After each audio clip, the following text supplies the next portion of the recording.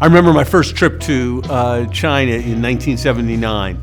It was a very different country than it is today. I visited Shanghai, and at that time you could walk down the middle of the streets in Shanghai, and vehicles would come along only so often. People were on foot, many people were on bicycles. It was a much simpler country. People didn't have telephones. You couldn't see Western products in any markets.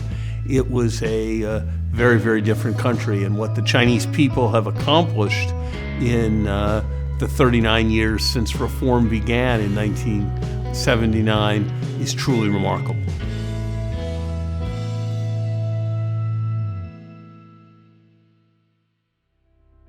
I think in general that China's ambition is something that one has to stand back and admire.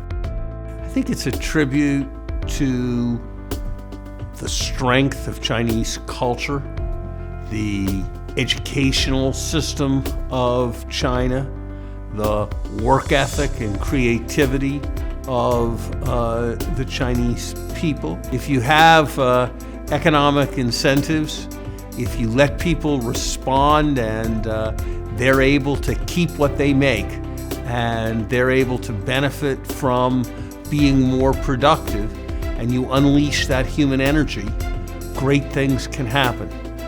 It created an avalanche of progress, and one kind of progress built on another. Because China was richer, more people were able to study abroad. Because more people were able to study abroad, China knew more and it became richer. Because there was more wealth, there was more investment. And because there was more investment, there was more wealth. And so in so many ways, there were these virtuous circles that enabled China to grow rapidly. I followed the One Belt, One Road initiative very carefully since its inception. I have a regret that the United States is not part of the AIIB, the Asian Infrastructure Investment Bank.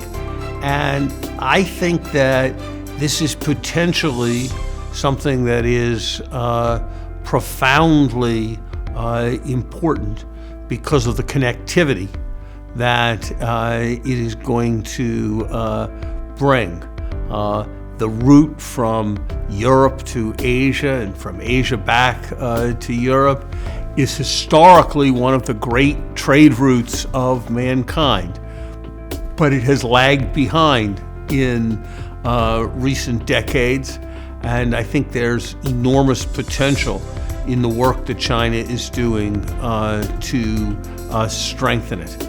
And so I think that China is going to be a major contributor in the years ahead to the global development effort.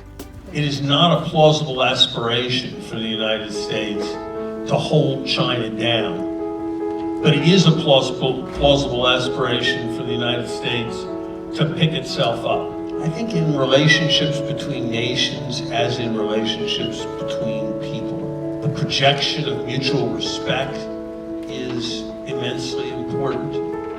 And I think that part of the projection of mutual respect is focusing on areas of joint interest, not simply differences in view. I think China has earned a role in the international system that's incomparably different than the role it had when I came to China first in 1979 and saw those empty streets in Shanghai. If China is able to define its greatness through cooperation, that it can make a remarkable positive difference for humanity in the century to come.